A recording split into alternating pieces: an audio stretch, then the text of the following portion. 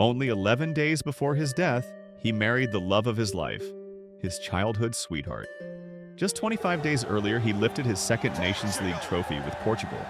And 39 days before it all ended, he held the Premier League trophy high with Liverpool.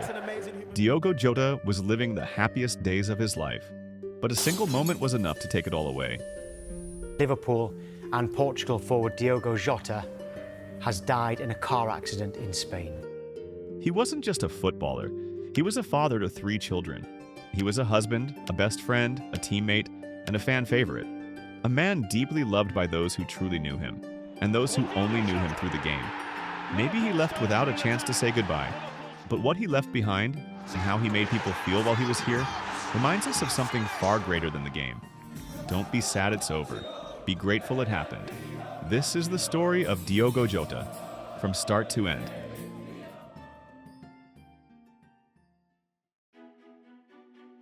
Born in Porto on December 4th, 1996, Diogo José Teixeira da Silva grew up in a modest, football-loving family. His earliest memories came from his grandmother's backyard, where he played endlessly with makeshift goals. Football, from the beginning, was both a passion and a daily ritual that brought joy and focus to his childhood. At age 9, he joined Gondomar's youth academy. Slight in frame but sharp in mind, Diogo stood out with technical finesse and quick decision-making. Still, top Portuguese clubs overlooked him, unconvinced he could withstand the physical demands of elite football. He wasn't deterred. The rejections made him work harder. He moved to Paços de Ferreira's academy, a club known for nurturing raw potential. There, he flourished. Coaches encouraged his instinctive play while refining his tactical understanding. He evolved, balancing discipline with flair. His parents remained vital supporters, driving him to training, grounding him when the praise came. It was during this time that Diogo picked up the nickname Jota, the Portuguese pronunciation of the letter J, representing his middle name, José.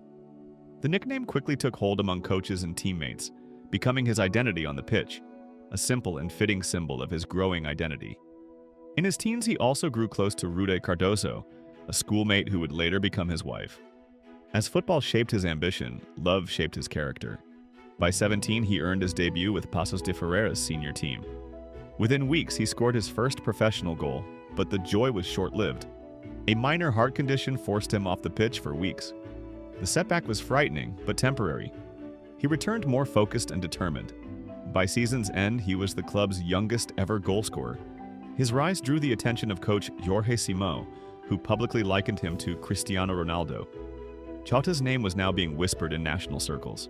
He was still unknown to the wider public, yet those around him, including family, teammates, and coaches, recognized the path he was on.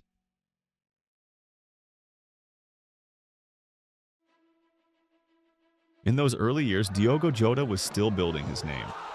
By the time he closed his first professional season with 35 appearances and 14 goals for Paços de Ferreira, that name had started to echo beyond the modest grounds of northern Portugal and attract attention across the continent. His technical awareness, positional sense, and finishing ability were rare traits in someone so young. Coaches took note of his intelligent runs and maturity in front of the goal, while journalists praised his ability to impact matches without forcing the game. Jota's sharp ascent soon brought interest from Europe's elite clubs.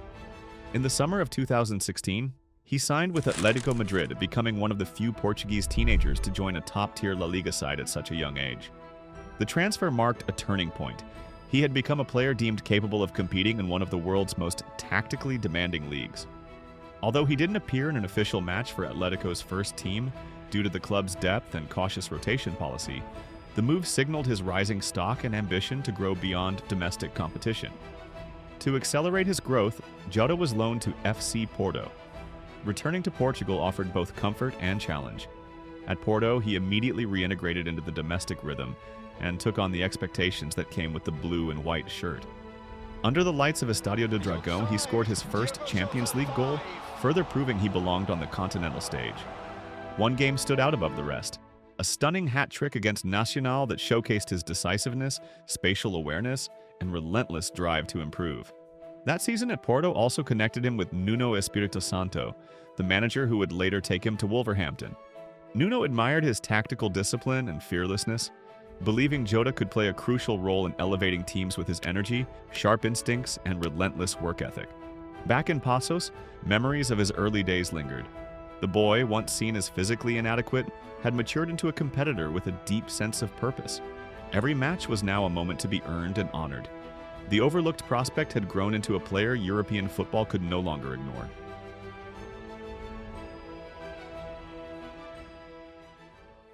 In 2017, Diogo Jota arrived in England as something of an unknown.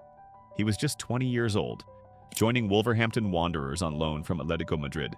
But those within the club, especially head coach Nuno Espirito Santo, knew exactly what they were getting: a player shaped by resilience, sharpened by experience, and hungry for more. The championship was no place for refinement. It was physical, relentless, and unforgiving.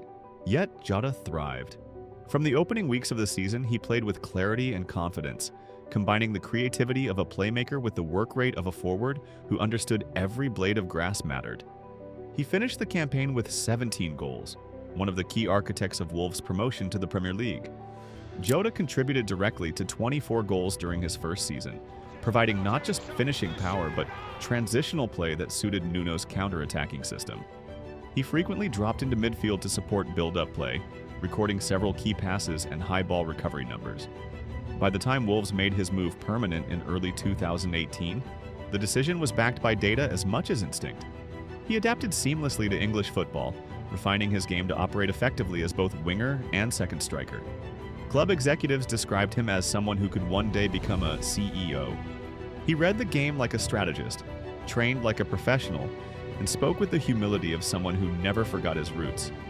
When Wolves returned to the Premier League in 2018, Jota stepped onto a bigger stage without altering his approach. His first top-flight goal came against Chelsea, a powerful reminder that he belonged at this level. Later that season, he produced a hat-trick against Leicester City, becoming the first Portuguese player since Cristiano Ronaldo to achieve the feat. The performance underscored his growing influence on the Premier League stage. The following season, in 2019-20, his impact extended beyond England. As the matches piled up, so did the milestones. In the Europa League, he recorded back-to-back hat tricks, guiding Wolves into the later stages of continental competition. He finished the Europa League campaign with 9 goals and 14 appearances, placing him among the tournament's top scorers.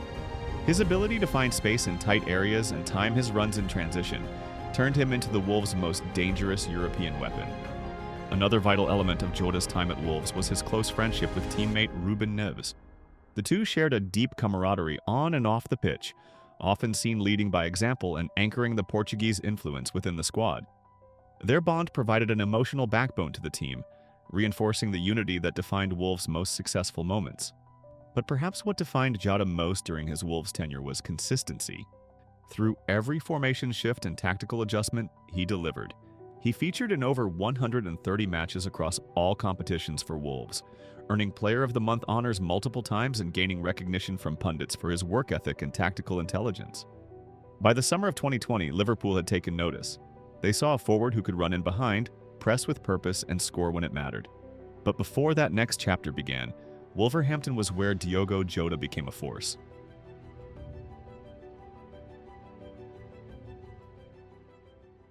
In September 2020, Diogo Jota signed with Liverpool in a deal worth nearly €45 million. It was a statement transfer, aimed at securing a forward who served a clear tactical role and complemented Liverpool's pressing system. Jurgen Klopp wanted more than flair. He wanted functionality. In Jota, he found a player who could press, link, finish, and sacrifice, often within the same sequence. From the moment he arrived, he made an impression. Just minutes into his Premier League debut for Liverpool, Jota scored against Arsenal at Anfield. His first Champions League appearance came weeks later, and by November he had netted a clinical hat trick against Atalanta. His goals each finish reflected his understanding of space, timing, and tactical execution.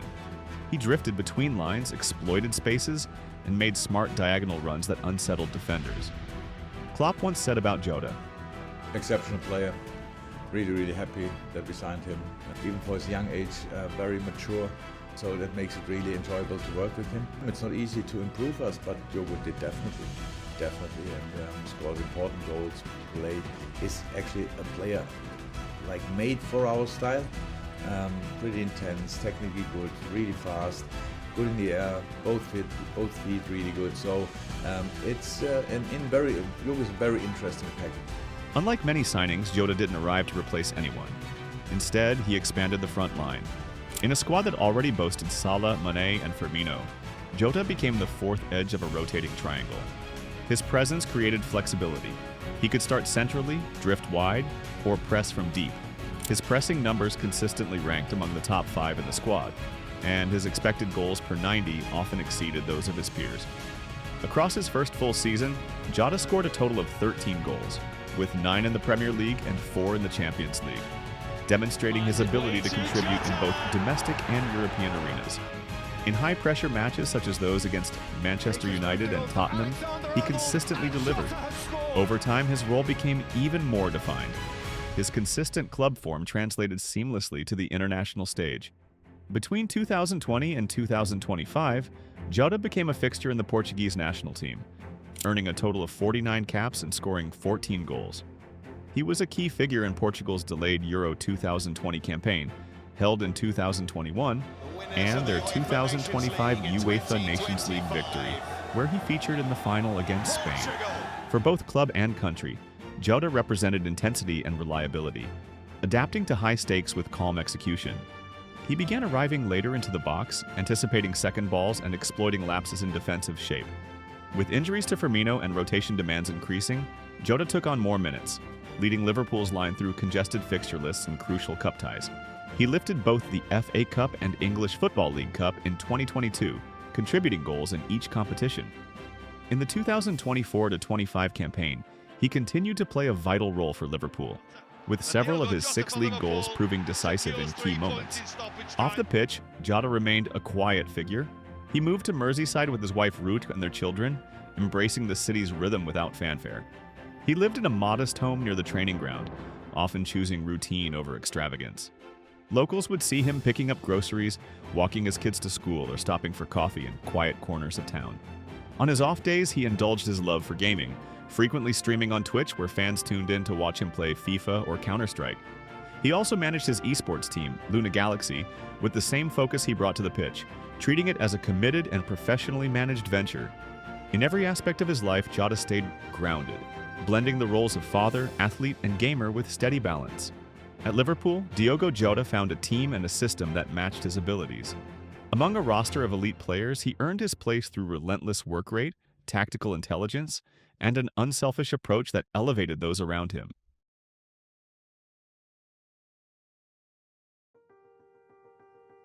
On July 3, 2025, Diogo Jota was traveling back to Liverpool from Porto, returning for preseason training after his wedding on June 22nd.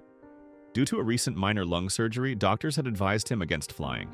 Determined to rejoin his team, he was driving north through Spain with his brother André to reach the port city of Santander, where they planned to take a ferry to the United Kingdom.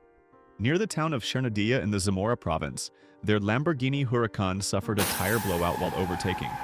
The vehicle veered off the A52 motorway and caught fire. Both brothers were killed at the scene. News of the tragedy broke through Spanish outlet Marca and was confirmed by emergency services later that day. The football world was stunned. LeBron James, Cristiano Ronaldo, and Jurgen Klopp were among those who posted emotional tributes. Klopp said, "Diogo was not only a fantastic player, but also a great friend, a loving and caring husband and father. We will miss you so much." Ronaldo, shaken, shared, "It just doesn't make any sense. Just now we were together in the national team. Just now you were married." Liverpool issued a statement announcing that Diogo Jota's number 20 shirt would be retired in his honor. Arne Slot, Michael Edwards, and Richard Hughes each expressed devastation at losing a deeply valued part of the club. Wolves' Matt Wilde described it as devastating news compounded by the loss of both brothers. Teammates from Liverpool, Wolves, and the Portuguese national team flew to Portugal for his funeral, joining a silent march through Porto's historic streets. Ruben Neves and João Cancelo flew in immediately after the Club World Cup match to attend the funeral, visibly emotional as they stood by the family during the service. Bruno Fernandes and Virgil van Dijk were seen consoling Jota's wife Ruth and their children. Cristiano Ronaldo was reported to have offered his condolences to the family privately. UEFA organized moments of silence before all women's Euro 2025 matches on July 3rd and 4th. Portugal and Spain players wore black armbands in their group stage meeting. At FIFA headquarters in Zurich, flags flew at half-mast. A minute of silence was also observed before the Club World Cup quarterfinals. Liverpool didn't just lose a player, they lost a brother. In the days following his passing, the club announced it would honor the remainder of Jota's contract and cover the full cost of his children's education for the rest of their lives. Because that's what Diogo deserved.